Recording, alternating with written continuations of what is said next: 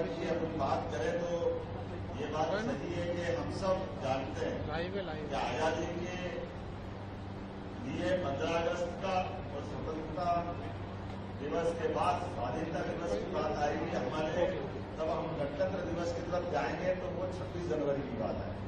लेकिन ये साल के 2 त्योहार हमारे सभी त्योहारों से बढ़कर है। दिवाली, दशहरा हमारे आनंद से हो सकते हैं, हमारे मन के, हमारी संस्कृति के, लेकिन ये इतने बड़े गणतंत्र, दुनिया के सबसे बड़े गणतंत्र को गौरवान्वित करने वाला आजादी का पर्व 15 अगस्त और 26 जनवरी ये गणतंत्र का बड़ा पर्व, ये दोनों त्योहार हमारे लिए सर्वाधिक महत्व है। ऐसे में इनकी गरिमा, गौरव सरकार के साथ स्पंदन करने के साथ पार्टी ने कितना सुंदर विचार भी किया है कि हम अपने केवल 15 अगस्त के दिन झंडा वंदन नहीं करेंगे। तो लगातार आपने कहा कि ये 8-9 तारीख से हमारे मंडल के लोग, तो ये जो हमारा अंदर का भाव है, हमारी पहचान तो हमारे कार्यकर्ता के नाते से होगी, लेकिन हाथ में तिरंगा लेकर के हम जब पूरे समाज को जागरूक करेंगे, पूरे समाज को आंदोलित करेंगे, तो आज के इस अवसर पर ये और ज्यादा एक तरह से मान के चलो कि इसकी महत्ता हो जाती है। जब अगल बगल के देशों में हम देखें, हमारे साथ आजाद हुए या हमारे बाद आजाद हुए, उन देशों के अंदर के लोकतंत्र की हालत क्या हो गई है। 2 दिन पहले का घटनाक्रम बांग्लादेश का देखें, बगल में हमारे साथ 14 अगस्त में आजाद हुआ पाकिस्तान का देखें, या उसके बगल में हमारे पास लंका की हालत देखें। ये हालत इसलिए हुई कि उनके साथ समाज में इस प्रकार की चेतना जागृत करने के लिए ऐसे राष्ट्रवादी दलों का अभाव हुआ और उनकी दुर्दशा हुई। और हम अपने लिए गौरवान्वित थे यशस्वी प्रधानमंत्री के नेतृत्व में, जो 2014 में जिस प्रकार से उन्होंने पूर्ण बहुमत की सरकार बनाई और आजादी के बाद ये जिस चुनाव हुआ, तो ये तीसरा ऐसा हमारे प्रधानमंत्री के माध्यम से सरकार बनी। जोरदार अभिनंदन करें यशस्वी प्रधानमंत्री, जिनके माध्यम से एनडीए की सरकार बनकर के आजादी के बाद नेहरू जी की सरकार का रिकॉर्ड बराबर ही किया। नेहरू जी की सरकार बनी तो हम सब जानते हैं आजादी का वो दौर था जब लोकतंत्र शुरुआती दौर में था, लेकिन अब लोकतंत्र परिपक्व हुआ, इसलिए हमको इसकी और चिंता होना चाहिए पूरे समाज के साथ खड़े करने की।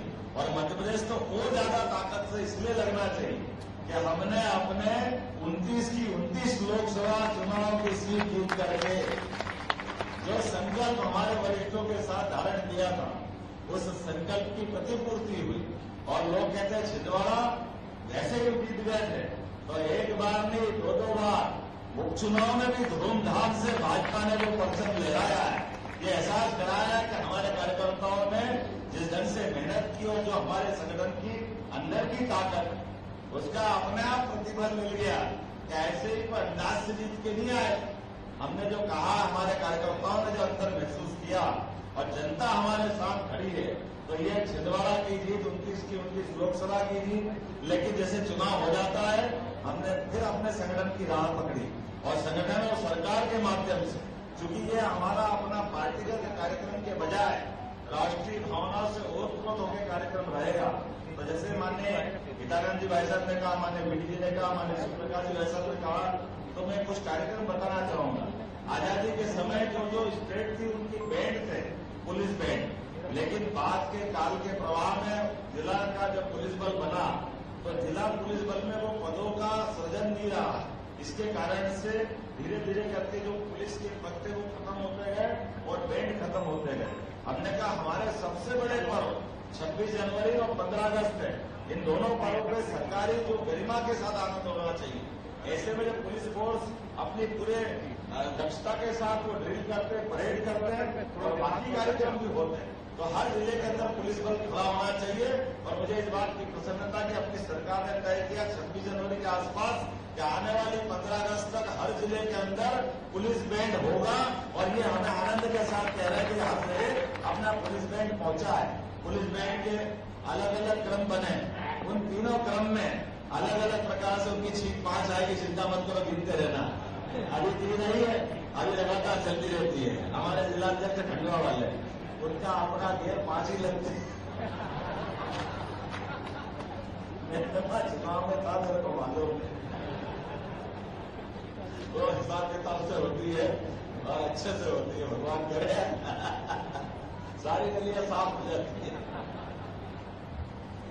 तो हम सब के लिए सौभाग्य की बात है 15 अगस्त का ये पर्व उतने आनंद के साथ हम मनाएंगे जिसके बारे में माननीय प्रधानमंत्री का आग्रह है। इसलिए ये जो अपने पास 12, 13, 14 स्वतंत्रता सेनानियों युद्ध स्मारक पर जो पुष्पांजलि करने जाएंगे तो मैं प्रशासन के साथ तालमेल करने का प्रयास करूंगा कि हम सब जिला केंद्र पर जो पुलिस बैंड हमारे साथ आया है तिरंगा ध्वज लेकर के एनसीसी, एनएसएस और अलग अलग प्रकार के अपने सारे देशभक्त जाए और धूमधाम से अपना झंडा वंदन करने के लिए निकले और हमारे प्रशासन और सरकार के साथ, क्योंकि ये सरकारी स्तर पर 15 अगस्त का हमारा जो आयोजन 15 अगस्त को होने वाला ये 4-5 दिन पहले माहौल बनना चाहिए। जब तिरंगा रैलियां निकलेगी तो तिरंगा रैलियों के माध्यम से घोष के साथ निकले, बैंड के साथ निकले, बाकायदे पुष्पांजलि करें तो लगेगा कि हमारा आयोजन कितना गरिमापूर्ण और आनंद से हो रहा है। और उसी में अलग अलग प्रकार की जो हमारी निर्वाचित अलग अलग इकाइयां हैं, नगर इकाई, नगर निगम के माध्यम से, स्थानीय शासन माध्यम से और ग्रामीण की अपनी पंचायत इकाई, उधर स्कूल विभाग, शिक्षा, स्कूल शिक्षा, उच्च शिक्षा, सब कुछ इनको साथ जोड़ करके हर एक अपने अपने एरिया में, वार्ड में, पंचायत में, घर घर तक अपने तिरंगा लगे। इस अभियान में हम और आप सब मिलकर के लगेंगे, सरकार भी लगेगी और आप सब भी लगेंगे, ये अपेक्षा में कर रहा हूँ। एक और आयोजन हम सबको जानकारी में है, रक्षाबंधन का पावन पर्व 19 तारीख को है और हमने सबने तय किया कि रक्षाबंधन ये केवल एक दिन नहीं मनते हुए जो हमारी मन की कामना है कि हम सब पूरे समाज के साथ पूरा आयोजन बनना चाहिए और ये तो नारी सशक्तिकरण की दिशा में एक महत्वपूर्ण कदम है। इसलिए हम 10 तारीख के दिन एक साथ सभी पंचायत, सभी वार्ड 25,000 जगह एक साथ ये कार्यक्रम बनेगा। आप सबसे अपेक्षा है कि हम सब जो जहां रहेगा 25,000 जगह रक्षाबंधन के कार्यक्रम में शामिल होंगे और एक साथ सिंगल क्लिक से सारी टूट ये 1250 तो जो पहले लाडली बहना को मिलते वो मिलेंगे, वो 250 रुपया उसके अतिरिक्त मिलेगा। ऐसे करके ये पूरा आयोजन होने वाला